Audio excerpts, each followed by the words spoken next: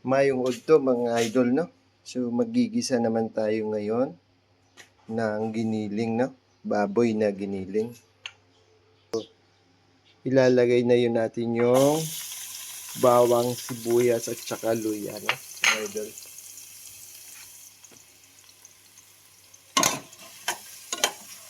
Haluin ta lang para mag-kulay brown siya ng konti.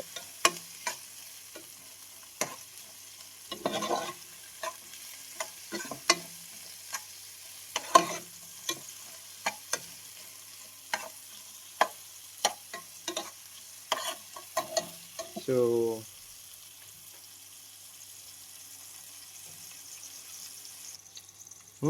ang bango, oh.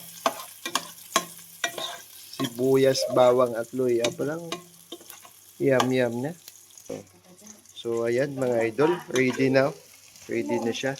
So, ilalagay na natin mga idol ang giniling na baboy, no?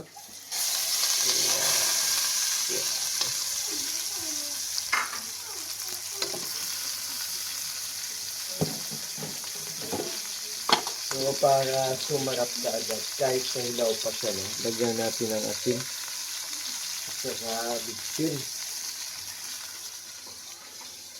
Yan, no? Tapos yun. So, pabigyan na. 20 minutes lang. Ayan.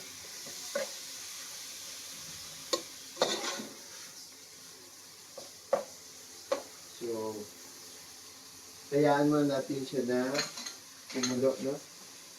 Mga idol, takpan muna natin. Reaction. Ayan mga idol, no? Kulo na siya. So, butangan lang natin ng konting paminta mga idol, no? Ayan. Para yum. No? Okay na ito. 2, 3. Yan. Isa pa sa pangpasarap mga idol, no? Yung patis na patis Tagalog, no? Original.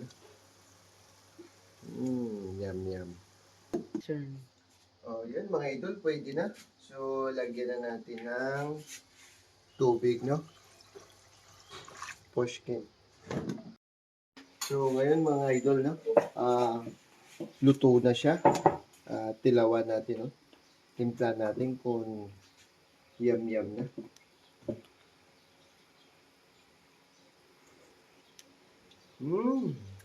Yummy.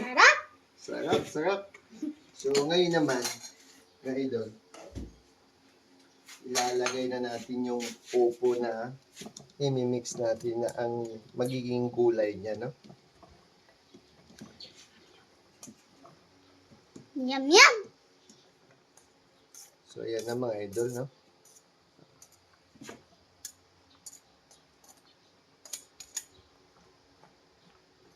So, ngayon, hayaan muna natin siya mga idol na kumulo, maluto ang gulay niya. Ngayon naman mga idol, dahil kumulo na siya, no? Lapit na siya maluto. Alagyan natin siya ng pangpasarap pagid na nor pork mga idol, no? Yan. Lalagay na natin.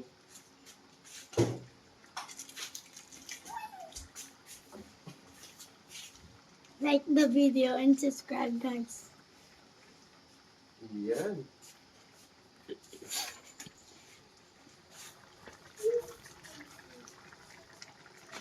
Cut. So, ayan na. Luto na mga idol, no?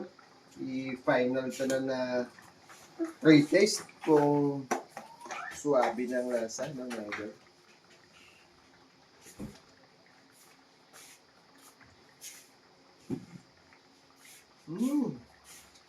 Yummy. So, ayan mga idol, no? Yan, no? Luto na mga idol. So, ready na siya. Patsun ka na ang tinapoy. Thank you. Yun, no?